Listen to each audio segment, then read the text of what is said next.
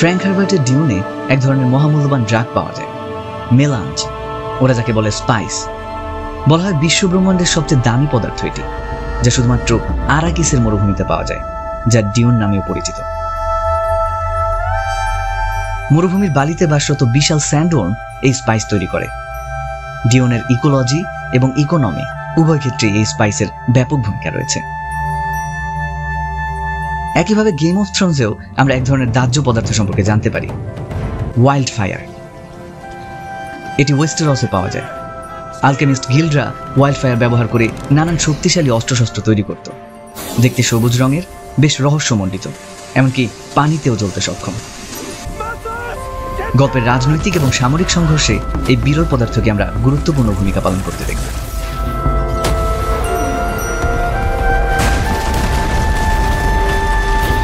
আভাতারে রয়েছে এমন বিরল এক প্রকার খনিজ, আনঅবটেনিয়াম। এটি প্যান্ডোরা নামক চাঁদে পাওয়া যায়। This is why we're here. Unobtainium. Because this little gray rock sells for 20 million a kilo. That's the only reason. অবিশ্বাস্য রকম মূল্যবান এই খনিজের লোভেই রিসোর্সেস ডেভেলপমেন্ট অ্যাডমিনিস্ট্রেশন বা আরডিএ প্যান্ডোরাতে আঘাত হানে। গল্পে দ্বন্দ্ব এবং শোষণের মূলে রয়েছে এই আনঅবটেনিয়াম।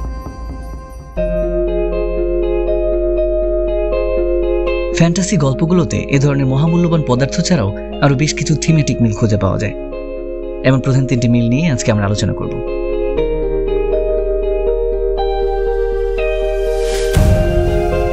ফ্যান্টাসি গল্পের প্রধান বিষয় হলো আলাদা একটা জগৎ তৈরি করা।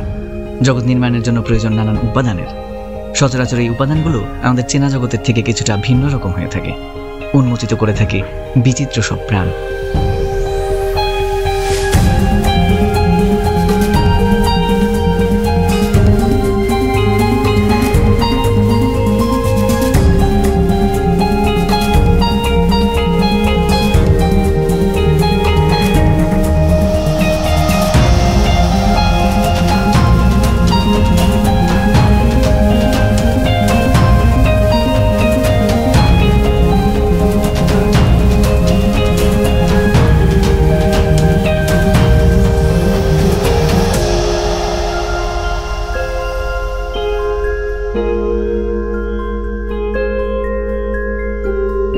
ভিন্ন এই জগতের বাসিন্দাদের ভাষাও হয়ে থাকে ভিন্ন রকম।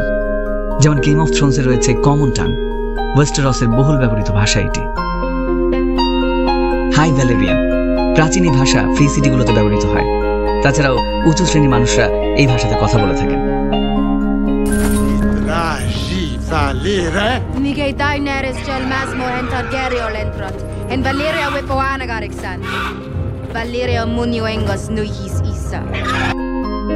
ডথরাকি, যাযাবর প্রকৃতির ডথরাকিদের ভাষা এটি। আবার আভাতারে যেমন দেখা যায় প্যান্ডোরার নাভিদের ভাষা। ভাষা সংক্রান্ত আরো আলাপসালাপ রয়েছে পেনভিউর এই ভিডিওতে, ভিডিও লিংক ডেসক্রিপশনে দেওয়া রইল, চাইলে দেখে নিতে পারেন। আর ডিউনে আমরা দেখি গালাক, যা কিনা সাম্রাজ্যবাদীদের ভাষা।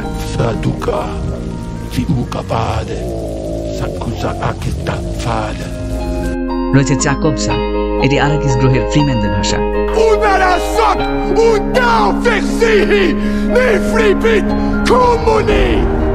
এছাড়াও ফ্রিম্যানরা এক ধরনের সাইন ল্যাঙ্গুয়েজ ব্যবহার করে থাকে, যা তাদের মরুভূমির বিরূপ পরিবেশে কথা বলতে বেশ সহায়ক ভূমিকা রাখে।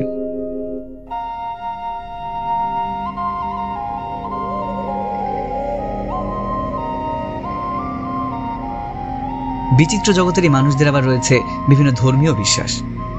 গেম অফ থ্রোনসের সবচেয়ে প্রভাবশালী ধর্ম হল ফেইথ অব দ্য সেভেন, যা নিউ গডস নামেও পরিচিত।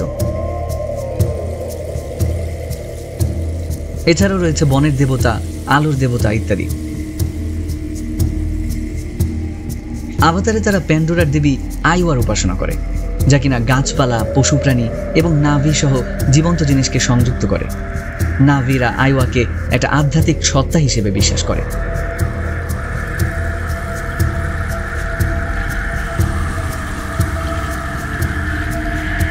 ডিউনে রয়েছে বেনে গেসেরিট সিস্টারহুড। প্রচলিত ধর্মের মতো না হলেও এদের বিভিন্ন ধর্মীয় দিক রয়েছে, নানান আচার অনুষ্ঠান, মতবাদ এবং প্রশিক্ষণ পদ্ধতি রয়েছে।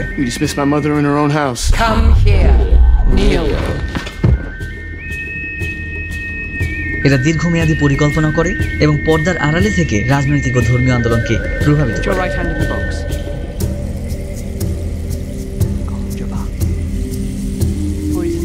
সেই সাথে আছে জেন সুন্নি কিংবা বুদ্ধ ইসলামিক বিশ্বাস। পৃথিবীর ধর্মগুলোর উপাদান নিয়ে তৈরি হয়েছে এই ধর্ম, যা মূলত বুদ্ধিজম, ইসলাম এবং জেন দর্শনের মিশ্রণ। এ ধরনের গল্পে প্রাণ প্রতিষ্ঠা করে বিচিত্র সব প্রাণী। ডিউনে যেমন স্যান্ডওর্মের আধিপত্য দেখা যায়, গেম অফ থ্রোনসে দেখা যায় অগ্নিবাহী ড্রাগন। আভাতারেও তেমনি নানান প্রকার প্রাণীর সঙ্গে সঙ্গে রয়েছে অত্যন্ত চটপটে ব্যানশিস বা ইকরান, উড়ন্ত যুদ্ধযানী হিসেবে যাদের ব্যবহার করা হয়।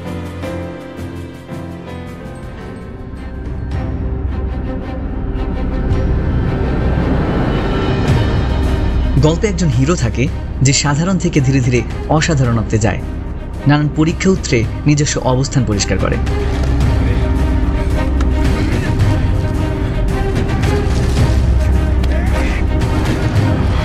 গল্পের নায়ককে নানান চড়াই উঠে পার হতে হলেও নায়িকাকে সচরাচর এসবের মধ্যে দিয়ে যেতে হয় না। সে শুরু থেকেই থাকে এই জগতের বাসিন্দা।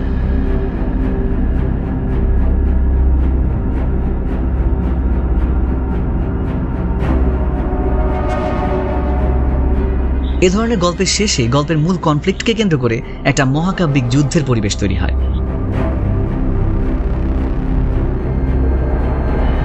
গেম অফ থ্রোনসে যেমন আয়রন থ্রোন আর 7 কিংডমের নিয়ন্ত্রণ নিয়ে যুদ্ধ বাঁধে,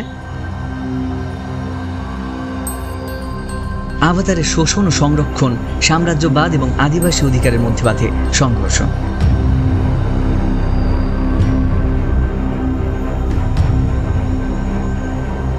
আর ডিউনেও তেমনি ক্ষমতা এবং সম্পদের উপর নিয়ন্ত্রণ নিয়ে শুরু হয় এই মহাকাব্যিক যুদ্ধ।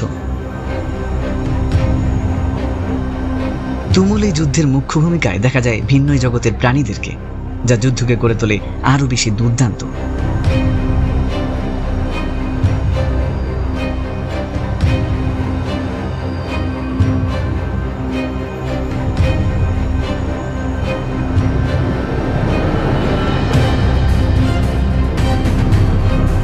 ক্ষমতা, রাজনীতি, ধর্ম কিংবা সংঘর্ষ, এই থিম প্রতিটি গল্পকে একই সুথে গেঁথে ফেলে।